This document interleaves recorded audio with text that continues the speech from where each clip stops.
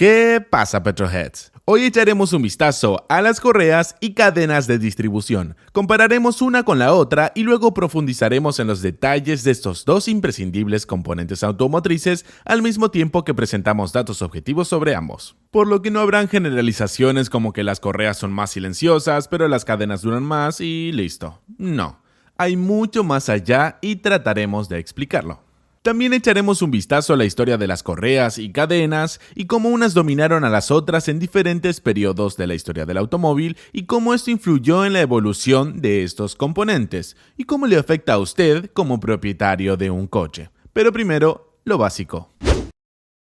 Entonces, ¿qué hace realmente una cadena de distribución o una correa de distribución? Bueno, la palabra clave aquí es sincronización. La tarea de la correa o cadena es mantener la sincronización del motor, y por sincronización nos referimos a la relación entre los pistones y las válvulas o el cigüeñal y el árbol de levas. Esta relación debe mantenerse constante en todo momento. Ahora, el cigüeñal está físicamente conectado al árbol de levas a través de una correa o cadena, y lo que hace la correa o cadena es impulsar poleas o ruedas dentadas. Una correa mueve poleas y una cadena mueve ruedas dentadas. Ahora, tanto las poleas como los engranajes hacen lo mismo. Junto con la cadena y la correa mantienen la sincronización del motor, y la polea o el piñón del árbol de levas siempre va a tener el doble de dientes, o sea, el doble de dientes que la polea o el piñón del cigüeñal, para asegurar que por cada 2 revoluciones del cigüeñal el árbol haga una. Así que, ¿cuál es el problema? Tanto las correas de distribución como las cadenas de distribución hacen lo mismo, simplemente se ven diferentes y usan diferentes materiales. Uno es de metal, el otro es de goma. Y ¿este tema merece siquiera un video? Bueno, sí que lo merece, porque además de tener diferentes materiales, usar una correa de distribución o una cadena de distribución tiene implicaciones para el diseño de todo el motor, así como la frecuencia de su mantenimiento y su durabilidad. Tenemos algo claro, ¿verdad? El metal es más fuerte que el caucho, lo que significa que una cadena de metal es más fuerte que una correa con dientes de caucho. Y si colgaras mucho peso de una cadena y de una correa, la correa probablemente se rompería primero. Pero ¿a quién le importa? Este es un ejemplo estúpido, porque aguantar peso no es lo que hacen los motores. Lo que hacen los motores es girar. Giran mucho. Y empiezan a girar desde el momento en que giras la llave. Y durante un día típico de uso, un motor va a girar más de 1 millón de veces. Lo que significa que durante un mes de uso, el motor va a girar más de 30 millones de veces. Son muchas rotaciones. Y esto significa que el problema aquí no es la resistencia a la tracción de la cadena o correa. El problema es el desgaste, que también resisten las cadenas y correas al desgaste. Una vez más, las cadenas parecen ser las ganadoras aquí porque el metal resiste mejor el desgaste que el caucho. Pero hay un problema. El metal resiste mejor el desgaste que el caucho solo cuando está lubricado. Y esto nos lleva a nuestra primera gran diferencia entre cadenas y correas. Las correas funcionan en seco, pero las cadenas necesitan aceite para evitar que se desgasten rápidamente. Y esto significa que una cadena debe sellarse alejada del ambiente para así evitar fugas de aceite. Y la forma más fácil de saber si tu motor realmente tiene una correa o una cadena es mirando al motor. Si tiene cubiertas de plástico, probablemente tengas una correa. Si tiene cubiertas de metal en la parte delantera, probablemente tenga una cadena. Y debido a esto, un motor con cadena generalmente requerirá un poco más de espacio en el compartimento del motor en comparación con el mismo motor con correa. Debido a que son más duraderas que las correas, las cadenas de distribución tienen intervalos de servicio mucho más largos. Algunas de ellas ni siquiera tienen un intervalo de servicio, duran toda la vida útil del motor, lo cual siempre es bueno. Por otro lado, no encontrará una correa que pueda durar toda la vida útil del motor. Incluso si no usas el motor en absoluto, deberás reemplazar la correa cada 4 a 10 años dependiendo del motor. Y esto se debe a que el caucho se deteriora naturalmente con el tiempo. Incluso si está quieto, se va a degradar. Las correas de distribución también son sensibles a los derrames de aceite y anticongelante, por lo que un motor con fugas desgastará su correa mucho más rápido que un motor sin fugas. Además, a las correas de goma no les gustan las altas temperaturas. El aumento de temperaturas aumenta el desgaste de la goma, y como todos sabemos, las cosas pueden calentarse bastante en el compartimento del motor. Ahora, un motor moderno típico tiene un intervalo de servicio de correa de alrededor de 95 a 130 mil kilómetros. Y me refiero a un motor moderno porque, a veces, durante los 90, los materiales de las correas de distribución recibieron una mejora significativa. En general, las correas de distribución cuentan con un material de caucho con fibras de refuerzo. Estas fibras suelen ser Kevlar o fibra de vidrio y aumentan la resistencia a la tracción de la correa. El caucho en sí suele ser de uretano soldado o uretano moldeado o neopreno o algo así. Pero desde mediados hasta finales de los 90, las correas de caucho comenzaron a incluir HSN, que significa nitrilo altamente saturado. Y este es un material bastante resistente a las altas temperaturas y aumentó significativamente el intervalo de servicio de las correas de distribución.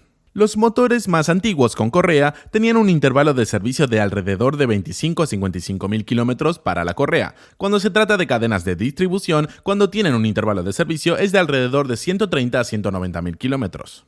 Y aunque el metal es más fuerte que el caucho es mucho más suave y liviano, lo que significa que las correas generalmente funcionan más silenciosamente que las cadenas y también tienen menos fricción y menos inercia, lo que significa que es más fácil hacerlas girar, lo que reduce las pérdidas parásitas de caballos. El caucho también es excelente para absorber las vibraciones y los armónicos de un motor, lo que da como resultado un motor que puede sentirse más suave.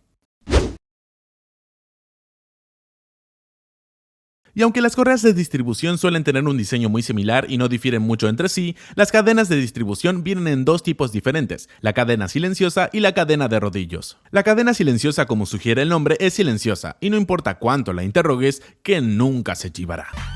Sí, la cadena silenciosa en realidad reduce la cantidad de ruido generado por el conjunto de cadena y engranaje. Las cadenas de distribución silenciosas son bastante comunes. Puedes encontrarlas en muchos motores y los fabricantes las adoran porque son simples y económicas de fabricar. Una cadena silenciosa consta de múltiples eslabones unidos por pasadores. El perfil de los eslabones se ajusta al perfil de los dientes del engranaje y mientras la cadena gira, hace girar la rueda dentada, sí, bastante simple. Ahora, por otro lado, la cadena de rodillos utiliza rodillos en estos pasadores y a medida que la cadena hace girar la rueda dentada, los rodillos giran sobre los dientes de la rueda dentada. Por supuesto, esto reduce la fricción, lo cual es bueno porque reduce las pérdidas parásitas de caballos de fuerza, pero también reduce el desgaste localizado en la cadena. Ahora, las cadenas de rodillos son más caras en comparación con las cadenas silenciosas. Cuando se trata de cadenas de rodillos, hay otra queja, ya que en realidad son un poco más ruidosas en comparación con las cadenas silenciosas. Las cadenas de rodillos también existen en dos tipos diferentes, de rodillos simples o dobles. Y como ya habrás adivinado, el tipo de rodillos dobles es más fuerte, más duradero, es extremadamente difícil de romper, pero ofrece una desventaja porque genera más fricción, porque tiene más superficie, lo que significa más pérdidas parásitas de caballos. Otra diferencia entre las cadenas silenciosas y las cadenas de rodillos es que las cadenas de rodillos son un poco más sensibles a los contaminantes en el aceite del motor. Entonces las cadenas se lubrican con aceite de motor. Ahora bien, esto es tanto una fortaleza como una debilidad. Es una fortaleza porque la lubricación reduce el desgaste, es una debilidad porque la lubricación es tan buena como el aceite que hay dentro del motor. Y el motivo del estiramiento y falla prematura de la cadena es casi siempre uno de los tres siguientes. El aceite no se cambió a tiempo, el aceite tenía la viscosidad incorrecta o el aceite era de muy baja calidad. Cualquiera de estos tres puede acortar significativamente la vida útil de la cadena y crear un riesgo de falla en la cadena. Ahora, las cadenas de rodillos son particularmente sensibles al aceite que ha estado en el motor por mucho tiempo. Este tipo de aceite tendrá más contaminantes y estos contaminantes pueden quedarse atrapados entre los rodillos y los pasadores de la cadena, lo que acelera el desgaste de la cadena. Por eso, siempre que utilice el aceite adecuado y lo cambie a tiempo, las cadenas son la mejor opción. Después de todo, una cadena es más duradera, es menos probable que se rompa que una correa y tiene menores costos de mantenimiento. Y esto es lo que el comprador promedio quiere y necesita. Por eso las cadenas ganan, ¿verdad? Bueno, en realidad no es así. Y para ver por qué no es así, tenemos que comenzar el segmento histórico de nuestro video, porque demostrará cómo las cadenas y las correas evolucionaron con el tiempo y cómo las cosas no siempre son lo que parecen.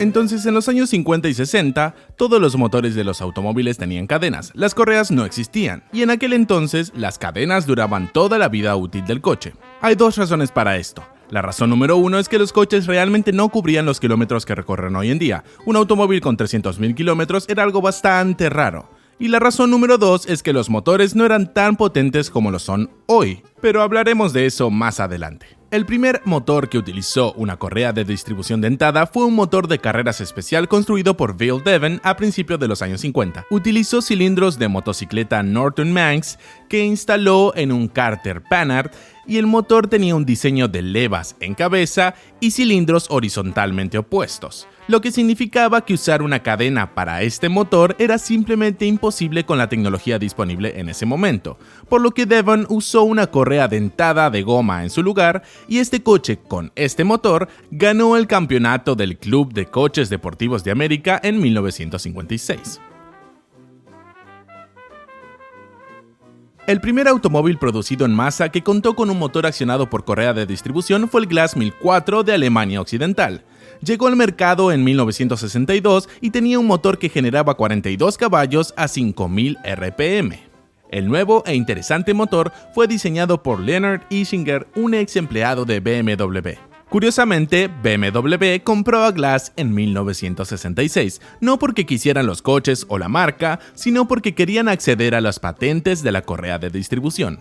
1966 fue un gran año para las correas de distribución porque en este año Fiat introdujo el primer motor Twin Cam impulsado por una correa de distribución, y en el mismo año Estados Unidos también obtuvo su primer motor accionado por correa, un Pontiac OHC 6 en línea. Entonces, ¿qué tienen en común todos estos pioneros de la sincronización? Lo has adivinado, todos son motores de levas en cabeza.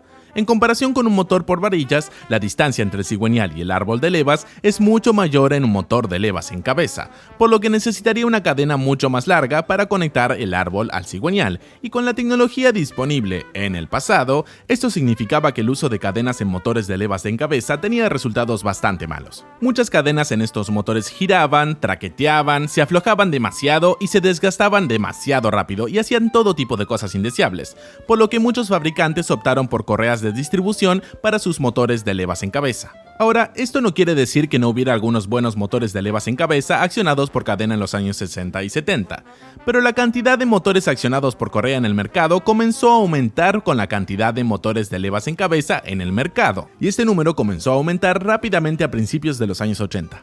Y a mediados de los 80, de hecho, los motores impulsados por correa de distribución superaron en número a los motores impulsados por cadena en muchas partes del mundo. El dominio de las correas continuó durante gran parte de los años 90 e incluso a principios de los 2000 en algunas partes del mundo.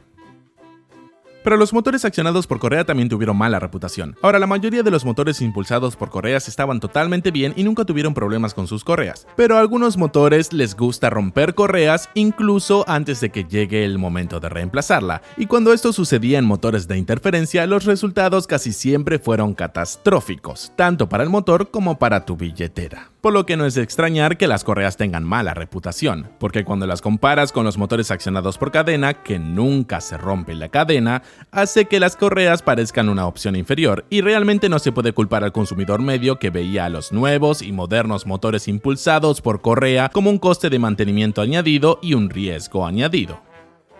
Pero a mediados de la década del 2000, los fabricantes empezaron a volver a las cadenas principalmente porque podían. La tecnología había mejorado, nuevos recubrimientos, nuevos tratamientos térmicos, mejor tecnología de ingeniería de cadenas. Todo eso significaba que los fabricantes podían hacer las cadenas más livianas que nunca, podían reducir la fricción, podían reducir las pérdidas parásitas de caballos, podían mejorar la resistencia al desgaste. Por lo que muchos fabricantes simplemente volvieron a utilizar cadenas para sus motores de levas en cabeza. Y fue realmente beneficioso para todos. Los compradores obtendrían la promesa de una mayor durabilidad y menores costos de mantenimiento, y los fabricantes mejorarían las ventas. La cadena estaba de vuelta. Pero esta segunda vez, desafortunadamente, hubo un problema. Las cadenas de lo viejo y las cadenas de lo nuevo parecían ser dos cosas diferentes. Para demostrarlo, veamos un ejemplo concreto. Dos motores diferentes, uno antiguo con árbol de levas en cabeza con cadena y uno nuevo con árbol de levas en cabeza con cadena. Son bastante diferentes, ni siquiera usan el mismo tipo de combustible, pero ten paciencia, la comparación va a tener sentido. Nuestro motor antiguo es el Nissan L24.